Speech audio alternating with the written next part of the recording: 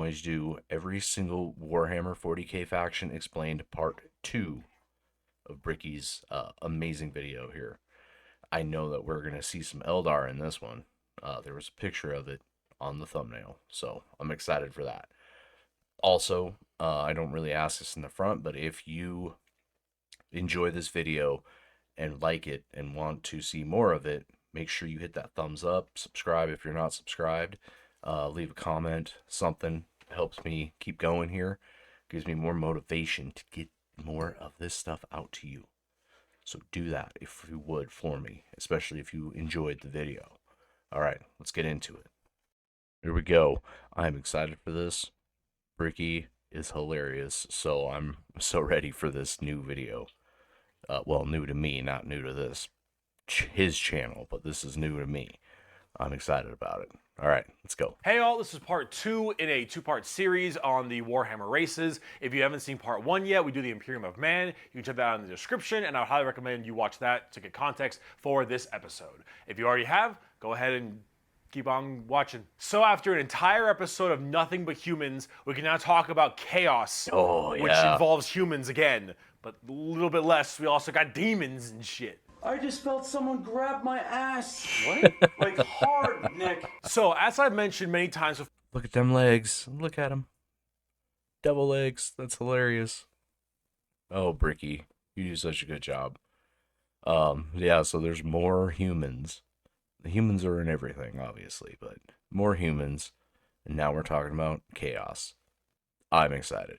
I'm excited for this. Before, we've discussed the warp, the immaterium, the hellish landscape, the purgatory dimension realm between the material realm of our existence. Now, in the warp, it's terrifying, horrible, there are demons everywhere, things are crazy, all your minds and thoughts and emotions get projected there. It is both formless and empty, it is vast and tiny, it obeys the laws of time and physics while simultaneously does absolutely nothing of the sort. It is a hodgepodge and a culmination of just unknowable, eldritch, horrifying shit. And there are 4 gods that permeate in chaos and the warp. These are the 4 major chaos gods. And if we wish to learn about chaos, we need to learn about each. So I started playing the Dawn of War Warhammer 40k, like the RTS. And I know towards the end of that, we see the blood god, I think. Can't remember his name. I'm sure he's probably that red one right there because he's red. That game's so much fun. It reminds me of way back when that came out and I started playing it. Obviously, because it's so awesome. Been having a hell of a time. It is in, I believe it's a live stream. It's one of my VODs on here. From what I understand now, is that there is a particular mod I have to get in order to make it fit the screen. So that's, if you do go and watch that, that's why it looks so small, because it didn't it wouldn't lock to the screen. There's no way to do that. It was a pain in the butt to even get it to stream. I'm gonna be honest with you. So, but it is up. I'm gonna do more of it. I haven't finished it yet. So we'll see more of that. Hopefully I can figure out what these mods are and add them and expand that screen a little bit. I think once I get into the expansions, I don't need a mod after that. It's just that first one needs a mod for some reason. And every single one of these chaos gods. First up, we have Khorne, and that's him. That's the guy I was talking about. Khorne. He is the easiest. Khorne is your classic Satan. He is all about anger, murder, fighting, blood, guts, death. You ever heard the term blood for the blood god, skulls for the skull throne? That's Khorne. The whole idea is that he is all about the fury and strength of battle. He doesn't care where that picture is so badass behind him. It's so badass. Blood comes from, so long as blood is flowing. He wants to fight and murder and carnage and slaughter and death, death, death, death, death. That is Khorne. Very simple to understand. Next up you have Tzeentch, and Tzeentch is the god of change. However, the god of change, it permeates in so many different other ways. He's the most eldritch. I don't like that he's got a set of teeth near his rowing area. I don't I don't like that. And all the holes. I realize a phobia of mine is a series like a bunch of like a honeycomb situation of holes anywhere. Apparently, that gives me extreme anxiety and makes me hate being alive. Just saying that I don't know. That's a new thing for me. I never thought about that before, but in the past few years, I've seen it a couple of times and I hate it. I hate it. It makes me crazy. I cannot. Like it's sometimes I'll be scrolling through YouTube and some random thing will pop up and it'll have a bunch of holes in it and I don't like it. It makes me mad. It makes me want to throw my phone. Sorry, just a little. But he's got a bunch of them. It's grossing me out, and I don't like that he's got teeth next to his growing area in his stomach region. I hate it. Of all the demon gods, he has this weird way to always be plucking at the strings of the universe. He's always conniving and scheming and doing his best to cause as much little bullshit as he can. Tzeentch is unknowable. Everything that makes sense he will and won't do. Every future and setting and every type of destiny or fate is all foretold and also changeable. It is set in stone while also completely random. He knows what And he's got eyes in his hands. Love that. everything is going to happen. Love that for him. And also that none of it's going to happen. You would ask Tzeentch a question. That question leads to 3 more questions. And those questions lead to the heat death of the universe, which asks 4 answers to those questions. And then he thinks to himself, what are questions even really? And are you even asking the questions? Or are you simply giving paths to answers and other horseshit? Tzeentch is just, I'm gonna fuck with stuff. He is yes and he is no. He is the understanding and he is complexity. He is unknowable. And that's what the God of Change is about. Very bizarre. And he likes birds a lot. I don't know why. Next up we got Papa Nurgle. Papa Nurgle, he loves you for who you are. Probably not. He will murder you just the same. But Papa Nurgle is about rot, pestilence, death, and decay. He is the end of everything. Him and Tzeentch do not like each other very much because where Tzeentch represents change and adjustment, Nurgle represents stagnation and death. He is all about miasma and pestilence and large bloat and pus and organs and people just being sedentary, sloth. He is the idea that everything will rot and decay and die. Nothing is certain besides decay and death. All of us will end up the same way, and broken down through just sheer never-ending decomposition. So the joke that Nurgle always loves you is generally because of that, because we all end up the same. We all rot, and we all die and wither. That's Nurgle, and he's got a general theme of course, pestilence and different kinds of diseases and sickness and things of that nature. That's generally Nurgle. He's pretty easy to understand as well, and he chonk. Finally, Papa Nurgle. Papa Nurgle, he loves you just as you are. Until you're dead, then he really loves you. Ugh. He was kind of a chunky boy too, but that you know, that makes sense with him and Tzeentch not liking each other, because Tzeentch is obviously, he just said, God of change. He wants things to constantly change, and death is final. So Nurgle loves being the end of it. Death is final. The pestilence thing is like, these are basically like the 4 horsemen, from what I understand. The same trope that we've seen before in the apocalypse, stuff like that. It's essentially that with these characters right here. And there's a lot of censor bars going on, and then even Bricky's boobies are censored. we have the youngest that. of the Chaos Gods, and that is Slaanesh, also known as the Prince of Pleasure or the God of Unspeakable Excess. Slaanesh is generally referred to with sex, but it's not only sex, it's just that's a good avenue if you want to make stuff. Slaanesh is just the idea of the senses of the body being cranked to not just 11, but more like 17. See, we'll discuss Slaanesh a little bit more when we talk about the Eldar, because they done fucked up, but it or whatever is mainly about just the excess of emotions. And therefore, sex is generally a large part of it. However, Ugh. it's mostly pain and torture. That looks Lots painful. of pain, torture, but sometimes sexual. She's got her fingers, or whatever that demon has the fingers in his forehead and licking his neck with sharp tongue teeth. That's weird. That's weird. Related or drug related. Lots of drugs. So Oh, then cool. she gets off on everything. Extremes in happiness, extremes in sadness, extremes in pain and sadism and masochism. And of course that goes along with the sex part of it as well. It's generally referred to with sex because of the color scheme, very purple, lots of exposed genitalia. A lot of their models have like exposed nipples and stuff.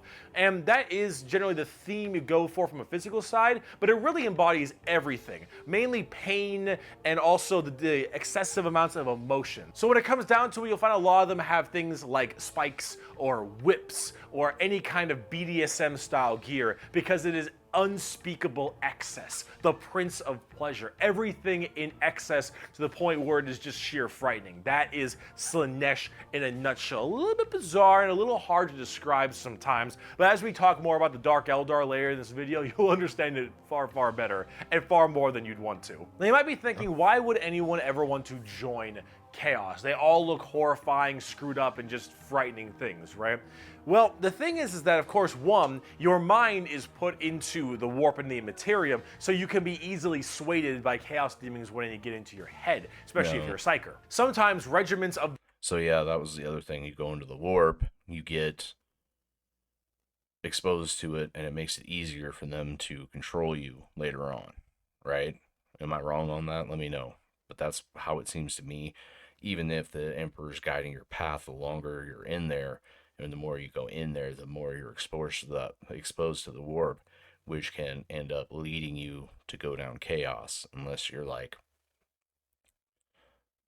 I don't know, Sister of Battle. Maybe they have a way to stop that from happening, but I don't know. It doesn't seem like it. It seems like you go in for so long, come out, you might already have like a small taint in your psyche. I'll just go that'll work. Just going through the warp causes that. So that's an interesting thing. You're going in there, getting tainted, and coming back, and then they have a little hold on you. If I'm kind of gauging this right, you'll have to let me know in the comments if that's even close. But that's the way it would seem to me. The less mentally strong people, whether they be civilians or say low-level guardsmen or conscripts, can be easily swayed by this and become chaos cultists and stuff, and they serve their dark gods and whatever god they personally prefer. However, and this might seem strange, chaos in their own right isn't necessarily evil. See, the warp is every manifestation of emotion and being, every soul, everything of existence. This includes all the good things. All the different chaos gods have another side to their coin. Khorne might be death, murder, slaughter, slaughter, but he's also got this weird sense of survival of the fittest, trial by combat, and honor. Khorne will never lie to you. Khorne will never stab you in the back. Khorne isn't about conniving and scheming. Khorne is about straight up mano-y-mano, you versus me, get in the ring, we're gonna murder each other hard right now. It may not be a good thing at the end of the day, but it is that other side of the coin. Him and Tzeentch generally don't get along because Tzeentch is that conniving schemer, but he's also about the idea of hope. Where there is change for your predicament. There is change for your problem. The hope of the galaxy, the ability to bend the world to your will, the idea that your fate is not set in stone, but in reality that you control your own destiny and can control it whenever you want, the changer of ways. That is Tzeentch. And of course, Tzeentch and Nurgle hate each other because while Nurgle does represent stagnation, death, and decay, he also represents finality and ending. The fact that you can be mentally at peace knowing that you will end and how you will end. Fear of the unknown, fear of change is not present with Nurgle. With Nurgle, everything will rot and die, and that provides that finality, that ability that this is over. We are all the same, and we will all end the same. We know the meaning of life. The meaning of life is to live and die and rot. And with that, it brings peace of mind. Slaanesh is a lot more simple. While they are the excess of emotion, they are also the representation of emotion. Slaanesh embodies happiness. Slaanesh embodies excitement and joy and pleasure, not only in the sense of the physical, bam style of pleasure, but also everything else like food and drink and air on your cheek and sunlight, the feeling, emotion and feeling. All of that is also represented with Slaanesh. So you have to ask, why are they always represented as super evil skulls and spikes on everything and want to murder everybody? I don't really got an answer for you on that one. My assumption is that because mentally humans may think worse thoughts even if we don't act on them, and therefore they're projected in the warp more. That one's a little bit weird. I don't know. This is me spitballing right now, but I don't know. You need a super bad guy. You already got the Imperium of Man. You need somebody to be a little bit worse than them. So you got demons. Honestly, who cares? I just want to buy like a bird magician. Look at him. So that model is pretty cool.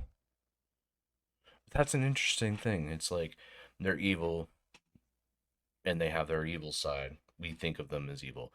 But then also they have this other side that's like, it shows, like he was talking about Slaanesh and being very about pleasure, happiness, love, blah, blah, blah. Nurgle, death, finality. And then his other side, which I don't even remember what he just said about that. Nurgle's weird. Nurgle trips me out a little bit. I don't know. But the Zeech and his change, the hope of change, all that stuff, honor for Khorne. Yeah, that's interesting. It's a very interesting dynamic and dichotomy between all of them. It's thought-provoking, kind of in a very baseline sense.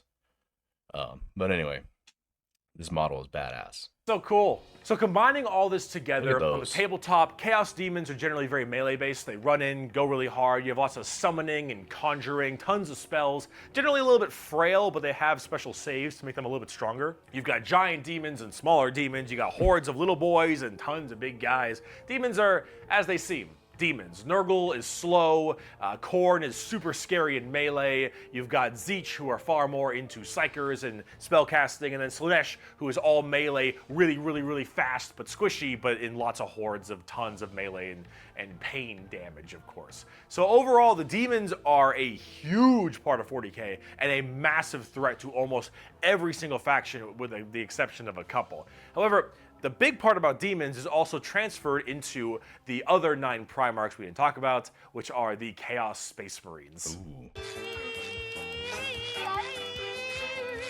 So Horus and all of his boys, all of them in the Primarchs, they have all also become Chaos Boys, and they all have their own special Chaos Legions, specializing in so many different things, just like the Adeptus Astartes, the Angels of Death, the regular Space Marines. Chaos Space Marines aren't a whole lot different than the regular Space Marines. They have the same armor, generally the same training and toughness. They just specialize in different kinds of things. And also a lot of the Primarchs have ascended into greater is it greater demons? They're demon Primarchs at this point. Wow. Gigantic, horrifying man-demon hybrids that are pretty awesome, if I'm going to be honest. They look...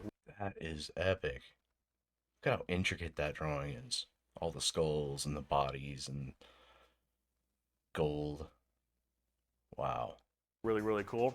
But them and their associated legions that they are a part of are all kind of going out there and causing a large ruckus for everyone else. Considering the raw strength and firepower of a legion of Space Marines, imagine that entire legion just converting to chaos and immediately fighting you. It's generally pretty horrifying. There's a lot of them, so I gotta write them down, but you've got the Emperor's Children with Primarch Fulgrim, loyal to Slaanesh. These people, they are some messed up people. That was one of the most messed up books I read at the time.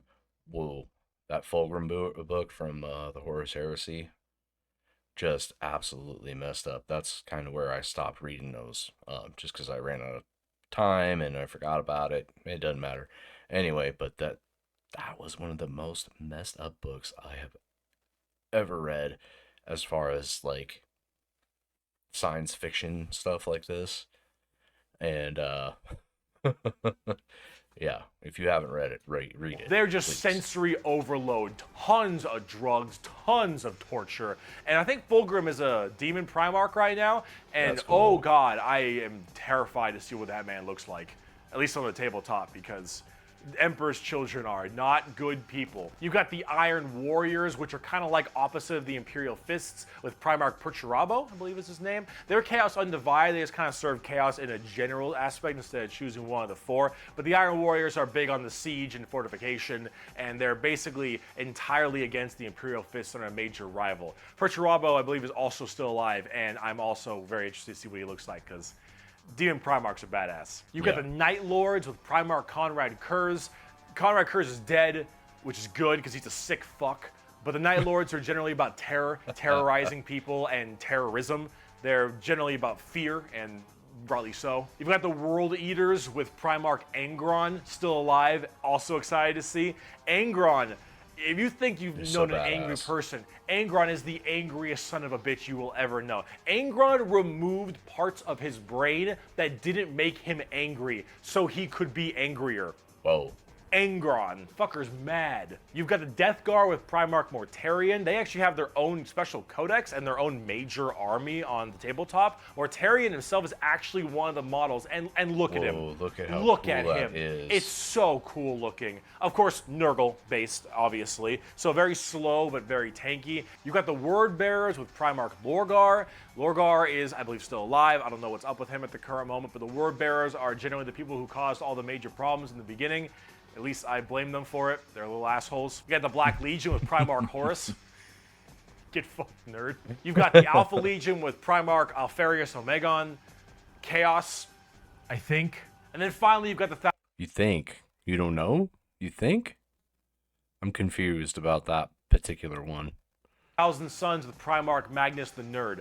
Thousand Sons also have their own book, just like the Death Guard. Magnus is also a tabletop model. Cool. He looks super cool, as you can tell, and they're all super heavily Psyker and kind of Egyptian themed. They look pretty neat. But overall, with all of these Chaos factions, you can play as a lot of different ones, but the main ones that you can really work at are standard Space Marines, Chaos Space Marines, as well as the Death Guard and Thousand Sons, as they are the most fleshed out, especially on the tabletop at least. See this right here? This is a really good way to describe the Chaos Space Marines. What the thick-headed fools with their broken corpse of an emperor fail to understand is that not only can Broken corpse of an emperor. Just think about that for a second. I know that I've made that joke before where, like, I think it was under Space King or something. They were talking about him being a broken corpse. He's like essentially a half-dead guy on a throne, because that's essentially what he is, right? So that's awesome that they're always pulling that in. Like, the Chaos side is always, he's half dead. He means nothing. So I guess, well, not that he doesn't mean anything, but like he's essentially a corpse on a throne. You're worshiping him. He does nothing except for help you, I guess, guide you through the warp. That's it. And they think he's the false emperor. This lore is unreal. Just how deep it goes. It's crazy. And they never defeat us, but they cannot hide or flee or shield themselves from the triumph of chaos. They are finite and we are unbound, undivided. They must not err, or they shall fall to heresy. All who fall join our cause. Every imperial fool who dares to open his eyes is a willing recruit. They strive merely to hold back our fury and might, and it consumes them.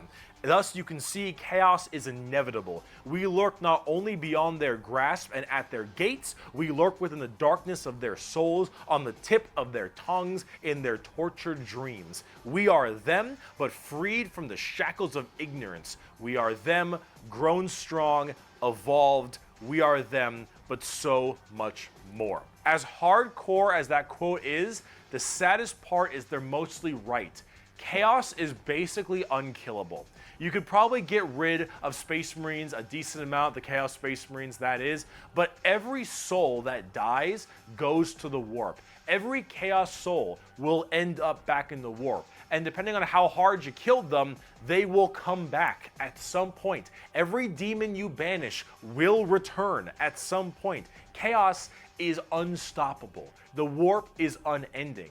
And while maybe there is at some point some way to stop them somehow, the resources to do so, the requirements to do so, are so far beyond the reaches of man and the other races at the current moment that really it's just an unstoppable force that just keeps on coming and is just barely being slowed. Chaos is by far the biggest threat. They are without number, their legions are everywhere, and yeah, they're pretty scary. So, I promise, we're done with humans now. Let's talk about some Xeno. Okay, we'll stop right there. So, badass, first of all, badass. Um, so, essentially, all of this culminates. So, chaos is infinite and it never stops. Never stops. There's always going to be souls and things feeding the warp. So that army is endless, like he was saying. So kill one of them, they'll still come back. That's the army that never stops. That's the ultimate quote unquote evil, I guess, right? No wonder everything's just like it's always fucked, really. That's what it is. It's always fucked. There's never anything better. It's always going to be shit. It's very interesting, and it does lend to that grim, dark theme, right? Um, I said, it's so good. It's so good. Why is it so good? Is it just because of how hopeless it seems? It's constantly pulling you down in like I don't even know, like just the pit of misery. Because I'm gonna be real. I think most humans thrive on misery. Just my personal opinion. Nobody else's, just mine.